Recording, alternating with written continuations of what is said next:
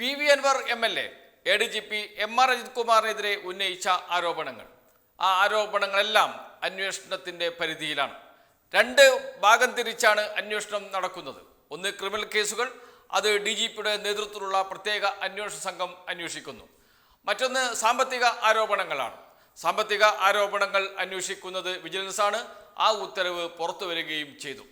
അതിന് PV Anwar നൽകിയ ഒരു മറുപടിയുണ്ട്. ആ മറുപടി മനസ്സിലായോ സാറേ എന്ന ജയിലർ സിനിമയിലെ വിനായകന്റെ കഥാപാത്രത്തിന്റെ ഒരു ചിത്രം വെച്ചുകൊണ്ടുള്ള മറുപടിയാണ്. മനസ്സിലായോ സാറേ എന്നാണ് അദ്ദേഹം ഇട്ട ഏക വരി. അതുമാത്രമാണ് ഫേസ്ബുക്കിൽ ഇട്ടിരിക്കുന്നത്. കൂടെ വിനായകന്റെ ജയിലറിലെ കഥാപാത്രത്തിന്റെ ഒരു ഫോട്ടോയും കൂടി വെച്ചിട്ടുണ്ട്. ചോദ്യം ഇത്രയേ ഉള്ളൂ, മനസ്സിലായോ സാറേ എന്ന്. ആ ചോദ്യം ചോദിക്കുന്നത് ADGP MR അജിത് കുമാറിനോടാണ്. MR അജിത് കുമാറിനെതിരെ വിജിലൻസ് അന്വേഷണം വന്ന ഘട്ടത്തിലാണ് സാറേ മനസ്സിലായോ കാര്യങ്ങൾ എങ്ങോട്ടാണ് പോകുന്നത് എന്ന് കൃത്യമായി പറഞ്ഞു വെക്കുകയാണ് PV Anwar ചെയ്യുന്നത്. ആ ഫേസ്ബുക്ക് പോസ്റ്റിന് താഴെ ഷാജിസ്കറിയ വന്ന് ഒരു കമന്റ് ഇട്ടിട്ടുണ്ട്. ഷാജിസ്കറിയക്കെതിരെയും അന്വേഷണം വന്നിട്ടുണ്ട്.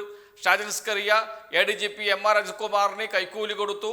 1.5 കോടി രൂപയാണ് കൈക്കൂലി കൊടുത്തത്.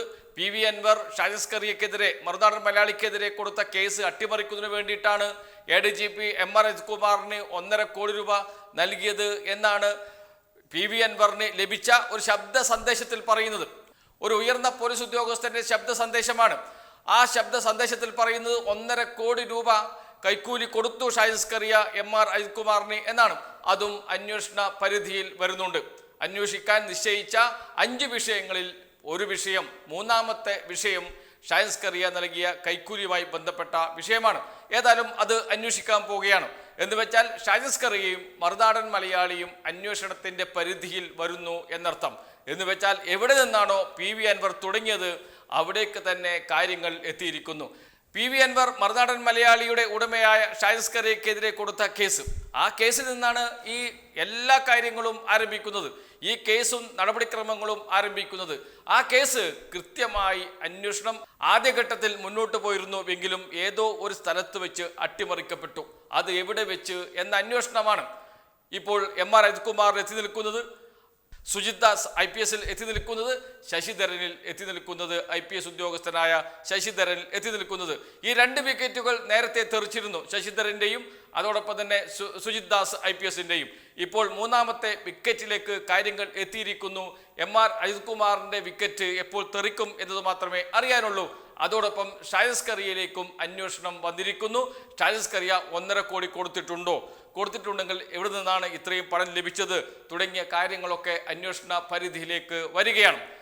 സ്വാഭാവികമായും ഇതും കൂടി മനസ്സിൽ കണ്ടുകൊണ്ടായിരിക്കണം PV Anwar ഫേസ്ബുക്ക് പോസ്റ്റിൽ മനസ്സിലായോ സാറേ എന്ന് ഇട്ടിട്ടുണ്ടാകുക. ആ പോസ്റ്റിന് താഴെയാണ് വന്ന് ഷാജിസ്കറിയ കമന്റ് ചെയ്തിരിക്കുന്നത്. ഷാജിസ്കറിയുടെ കമന്റ് ഇങ്ങനെയാണ്: അപ്പോൾ ഞാൻ കുടുങ്ങിയല്ലോ സഖാവേ, ഈ അന്വേഷണത്തിൽ നിന്ന് രക്ഷിച്ചെടുക്കാൻ 2 കോടി മതിയാവുമോ എന്ന ചോദ്യം. അത് ഷാജിസ്കറിയുടെ കമന്റാണ്. അപ്പോൾ ഞാൻ കുടുങ്ങിയല്ലോ സഖാവേ, ഈ അന്വേഷണത്തിൽ നിന്ന് രക്ഷിച്ചെടുക്കാൻ 2 കോടി മതിയാവുമോ എന്ന്. 2 കോടി രൂപ MR അജിത് കുമാർ ഷാജിസ്കറിയോട് ചോദിച്ചുവെന്നും അതിൽ 1.5 കോടി രൂപ കൊടുത്ത് കേസ് അട്ടിമറിച്ചു എന്നുമാണ് PV Anwarന് ലഭിച്ച ശബ്ദ സന്ദേശത്തിൽ പറയുന്നത്. അതും ആരോപണമായി പരസ്യമായി തന്നെ ഉന്നയിച്ചിരുന്നു PV Anwar. ശബ്ദരേഖ പുറത്തുവിടുകയും ചെയ്തിരുന്നു. അതിൽ പറഞ്ഞിരിക്കുന്നത് 2 കോടിയാണ് ചോദിച്ചു എന്ന് പറയുന്നത്. അതും കൂടി മനസ്സിൽ കണ്ടുകൊണ്ടായിരിക്കണം ഷാജിസ്കറിയയുടെ കമന്റ്: അപ്പോൾ ഞാൻ കുടുങ്ങിയല്ലോ സഖാവേ, ഈ അന്വേഷണത്തിൽ നിന്ന് രക്ഷിച്ചെടുക്കാൻ 2 കോടി മതിയാവുമോ എന്ന്. ഈ കമന്റിന് താഴെ വന്ന മറുപടികളുണ്ട്. 306ഓളം മറുപടികളാണ് ഈ ഒരൊറ്റ കമന്റിന് താഴെ വന്നിരിക്കുന്നത്. അതിൽ പറഞ്ഞിരിക്കുന്നത്: വർഗീയ തീവ്രവാദി ഷാജ, നിനക്കുള്ളത് പിറകെ വരും. വർഗീയത പ്രചരിപ്പിക്കുകയും നിരന്തരം സമൂഹത്തിൽ ഭിന്നിപ്പുണ്ടാക്കുന്ന ഇത്തരം ക്രിമിനലുകളെ മുളയിലെ നുള്ളാത്തതിൻ്റെ അനന്തരഫലമാണ് ഇന്ന് നാം ഇന്ത്യയിൽ അനുഭവിക്കുന്നത്. അതിനെ പലപ്പോഴും നമ്മുടെ നീതിന്യായ പീഠമായ കോടതികളും വളം വെച്ച് കൊടുക്കാറുണ്ട്. കോൺഗ്രസ് അത്തരം ക്രിമിനൽ നടപടികളിൽ മൗനസമ്മതം, മൃദുസമീപനം നൽകിയതോടെയാണ് ഇന്ത്യയിൽ അത് വ്യാപകമായത്. ഇക്കാര്യങ്ങളിൽ ഒരു അറുതി വരണം.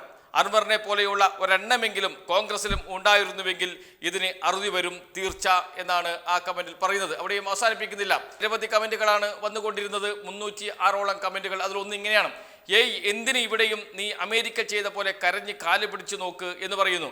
നിന്നെ പൂട്ടുക തന്നെ വേണം ഷാഹിദ് സ്കറിയ എന്നാണ് അടുത്ത കമൻറ്റ്. പേടിക്കാതെ സ്കറിയ, എല്ലാം വഴിയേ വരും. ഞാനൊരു നിഷ്പക്ഷനാണ്, എങ്കിലും ഇപ്പോൾ കൂടുതൽ PV അൻവറിനോടൊപ്പമാണ്, നീ പേടിക്കാതെ എന്ന് പറഞ്ഞുകൊണ്ടുള്ള കമൻ്റാണ്. നിനക്കുള്ളത് വഴിയിലും തങ്ങില്ല, വെയിറ്റ് ആൻഡ് സീ എന്നാണ് അടുത്ത കമൻറ്റ്. അൻവറിനെ നീ ശരിക്കും അറിയില്ല, നാട്ടുകാരായ ഞങ്ങൾക്ക് അറിയാം, നോക്കാം നമുക്ക് എന്ന് പറഞ്ഞുകൊണ്ടുള്ള മറ്റൊരു കമൻറ്റ്. നിങ്ങളെപ്പോലെ പച്ചക്ക് വർഗീയത പറയുന്ന ഒരാളെ സംരക്ഷിക്കാൻ RSS മനസ്സുള്ള സതീശനും സുധാകരനും പെങ്ങളൂട്ടിയും കാസയും ഉണ്ടല്ലോ ചേട്ടാ, പിന്നെ എന്തിനാ പേടിക്കുന്നത് എന്ന അടുത്ത കമൻറ്റ്. ചിലതുണ്ട് സ്കറിയ, ചില സമയവും ഇത് രണ്ടും കൂടി വന്നാൽ 2 കോടിയൊന്നും മതിയാകില്ല, അടിത്തറ ഇളകും. അതാണ് അടുത്ത കമൻറ്റ്.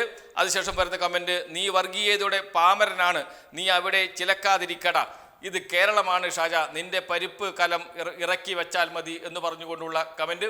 ധൈര്യമായി മുന്നേറുക, സാജന്റെ കേസിൽ പോലീസ് അന്വേഷണം റിവ്യൂ ചെയ്യാൻ ഒരു അപ്പീൽ DGPക്കും മുഖ്യമന്ത്രിക്കും നൽകുക എന്ന് പറഞ്ഞുകൊണ്ടുള്ള കമൻ്റാണ്. എല്ലാം ഒന്ന് കലങ്ങി തെളിയാനുണ്ടായിരുന്നു, തെളിയുന്നുണ്ട്, കൂടെ ഞങ്ങളെല്ലാം ഉണ്ട് എന്ന് പറഞ്ഞുകൊണ്ടുള്ള മറ്റൊരു കമൻറ്റ്.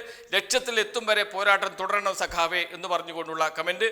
ചിലർക്ക് ഇപ്പോൾ മനസ്സിലായിട്ടില്ല, പതുക്കെ മനസ്സിലാകും, അടിവേരുൾപ്പെടെ വെട്ടും എന്ന് പറഞ്ഞുകൊണ്ടുള്ള അങ്ങനെ ഒരുപാട് കമൻറ്റ്, 306 കമൻറ്റുകൾ ഈ ഷാഹിദ് സ്കറിയയുടെ കമൻറ്റിന് മാത്രം വന്നിട്ടുണ്ട്. റിപ്ലൈ വന്നിട്ടുണ്ട്, മറുപടി വന്നിട്ടുണ്ട്, അതിനുശേഷവും കമൻറ്റുകൾ ഇപ്പോഴും വന്നുകൊണ്ടിരിക്കുകയാണ്. എന്ന് വെച്ചാൽ ഒരു വലിയ സമൂഹം PV അൻവറിനോടൊപ്പം നിൽക്കുന്നുണ്ട്. ആ സമൂഹം പറയുന്ന കാര്യങ്ങൾ അത് ഒന്ന് മറുനാടൻ മലയാളിക്കെതിരെയാകാം, അതല്ലെങ്കിൽ അത് സർക്കാരിനെതിരെയാകാം, അതല്ലെങ്കിൽ അത് ADGP MR അജിത് കുമാറിനെയാകാം. എന്തായാലും PV അൻവർ മുന്നോട്ട് വെച്ച നിലപാടുണ്ട്, PV അൻവർ ഉന്നയിച്ച പ്രശ്നങ്ങളുണ്ട്.